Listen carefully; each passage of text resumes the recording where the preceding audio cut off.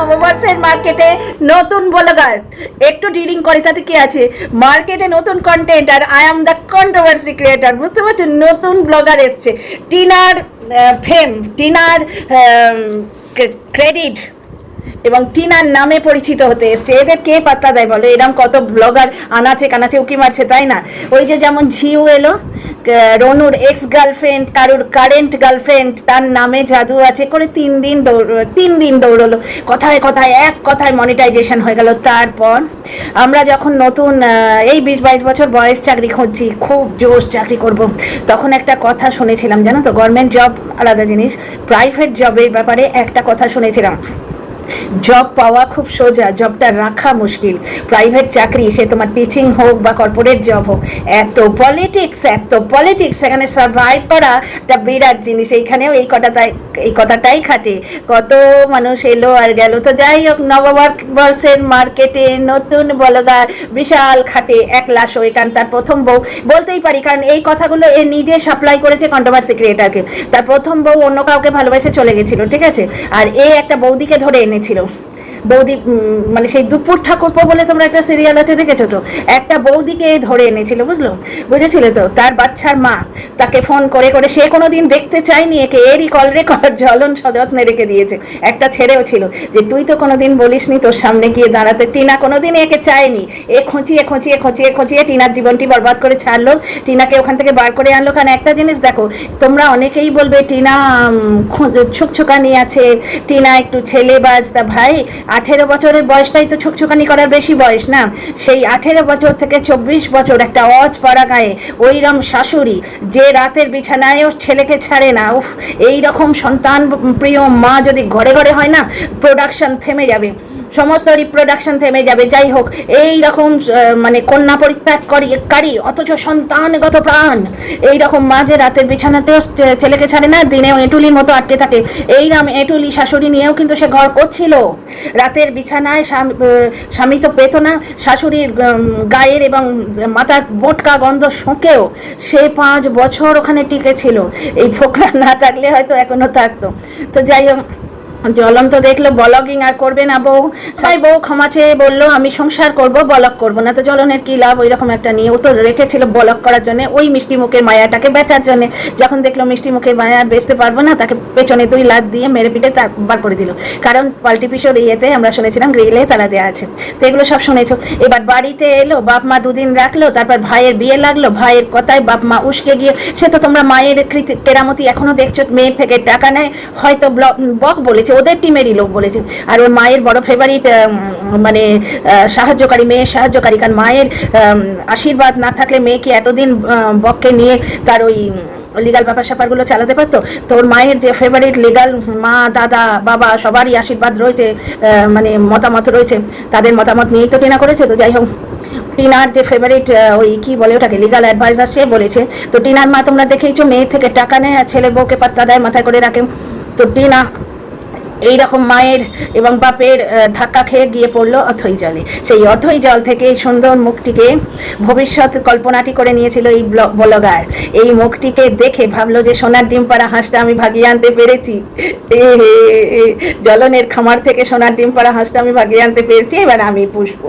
কিন্তু এ কি ভেবেছিল জানো, হাঁসটা ওই জ্বলন যেটা ভেবেছিল ঠিক একই ভেবেছিল। জ্বলন 2 মার্কেটে এসে, যাই হোক, কন্ট্রোভার্সি ক্রিয়েটার হিসেবে নতুন কন্টেন্ট পেয়েছি বলবো। ভিডিওটা এখনো দেখিনি, প্রবৃত্তি হচ্ছে না, আর কারেন্টও ছিল না সকাল থেকে, নেট খরচ করে ভিডিওকে দেখে, ওয়াইফাই থাকলে তখন দেখবো। তো যাই হোক, ওয়াইফাইতে খরচই হচ্ছে। তো যাই হোক, ভিডিওটা এখনো দেখিনি, কিন্তু এদিক ওদিক থেকে লোকে এত হাসাহাসি করছে, সেইগুলো পড়ে তোমাদের কিছু কথা বলছি। একটা কথা শোনো, অত বড় খাটেও একলাই শোয়।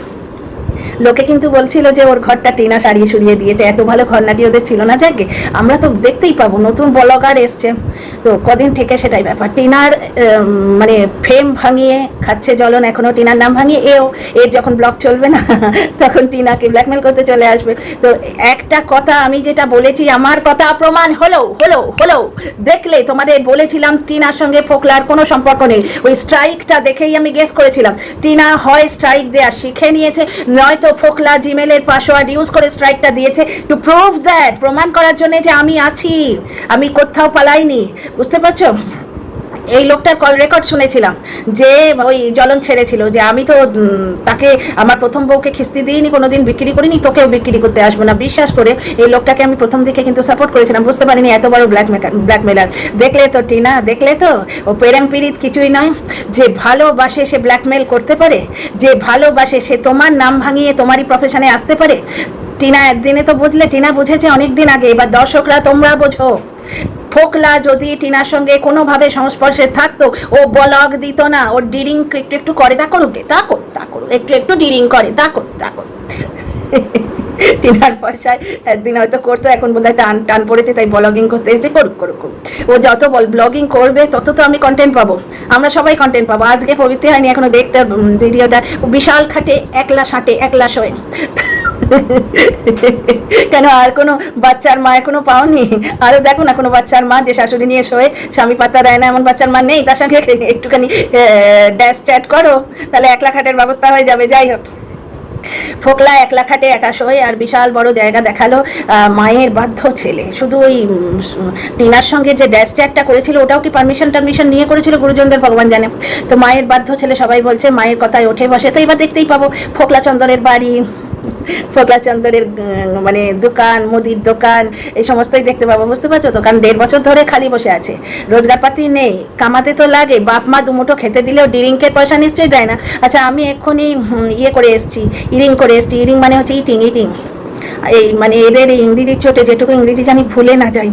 আমি এইমাত্র চান করেছি, পুজো অনেকক্ষণ আগে হয়ে গেছে, চান করে পুজো করেছি, করে তারপরে ইরিং করে এসে ভিডিওটা বানাচ্ছি। তো ওরও তো ডিরিং করার পয়সাটা লাগে, বলো তো? ব্লগিংয়ে সাকসেসফুল হোক, আমার কোন পাকা ধানে মই দিয়েছে, বুঝতে পারছো?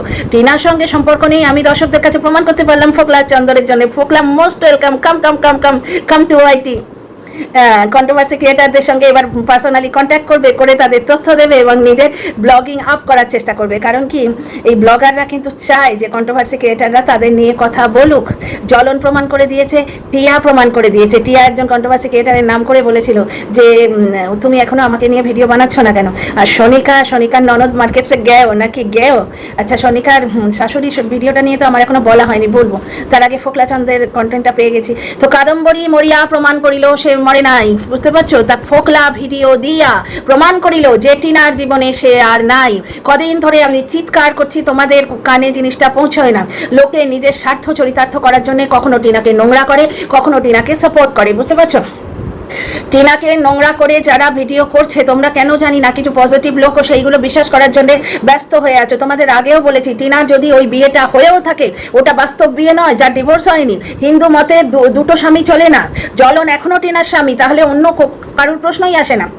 হিন্দু মতে দুটো স্বামী অ্যালাউড নয়, না ধর্ম তো অ্যালাউড, না আইনও তো অ্যালাউড, না তোমার এথিক্সের বাংলাটা জানি না, সেই জায়গাটাতেও অ্যালাউড নয়। মানে লিগালি, স্পিরিচুয়ালি, এথিক্যালি কোনো দিক থেকে দ্বিতীয় বিয়ে অ্যালাউড নয়। এইখানে টিনা যদি বিয়ে করেও থাকে, কারণ তোমাদের আগেই বলেছি লড়কি জাত রাস্তে মে তো নেই রয়ে सकती না। বাবা মা যদি ত্যাজ্যপুত্র সত্যিই করে দিয়ে থাকে, বাবা মা যে তাড়িয়ে দিয়েছিল এটার প্রমাণ আমরা পেয়েছি, কারণ টিনার দাদার বিয়েতে টিনাকে দেখতে পাইনি, বুঝতে পারছো তো? সেই সময়ে মেয়েটা কোথায় যাবে? কোনো আত্মীয় স্বজনের বাড়িতে গিয়ে দাঁড়াবার তার মুখ ছিল না।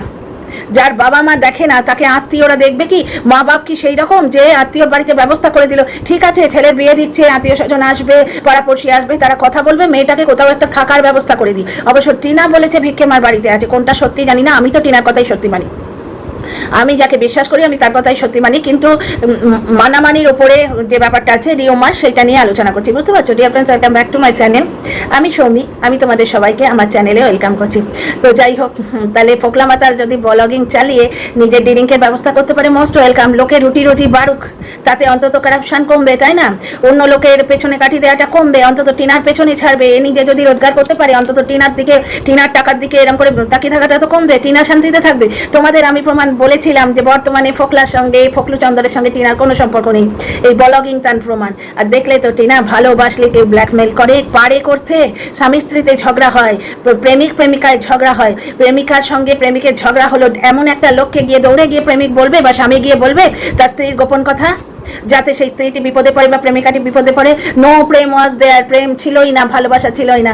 আহারে আমাদের প্রেম দিবানি মেয়েটার কপালে কি দুঃখ, কি দুঃখ, সারা জীবন জলে পুড়ে মরছে। তবে এরপর বোধহয় ভালো হবে, আমার কেমন যেন মনে হচ্ছে এরপর টিনার ভালো হবে, ডিভোর্সটা হয়ে যাবে এবং একজন ভালো রোজগারে মানুষ টিনার জীবনে আসবে, যে টিনাকে সব কিছু থেকে নির্ভর করবে। এবং তখন টিনা ব্লগিং করবে না। দেখো টিনা ব্লগিং করতে চায় না।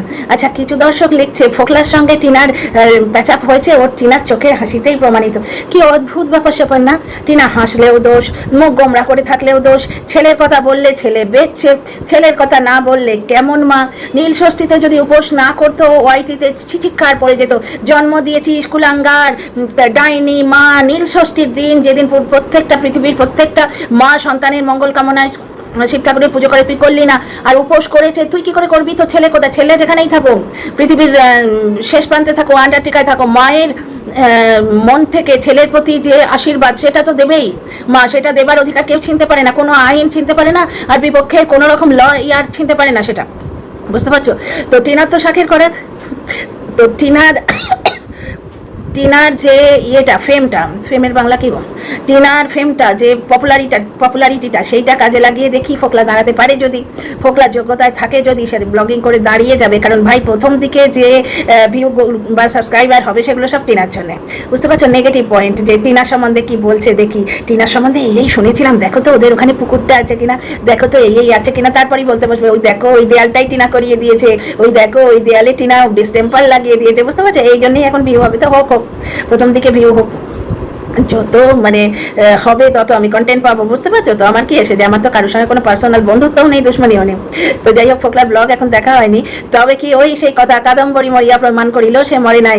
ফোকলা চন্দর ভিডিও দিয়ে প্রমাণ করে দিল সে আর টিনার সঙ্গে নেই। টিনার সঙ্গে ফোকলা যদি থাকতো তাহলে এই স্ট্রাইকটাও পড়তো না, আর তাহলে তোমার এই ব্লগিংটাও আসতো না। কারণ তোমাদের এইবার একটা সিরিয়াস টোনে একটা কথা বুঝিয়ে বলার চেষ্টা করি, চেঁচিয়ে মরছি তো 1.5 বছর ধরে, অনেকের কানে বোধহয় জম্পেশ করে তুলো গজা আছে।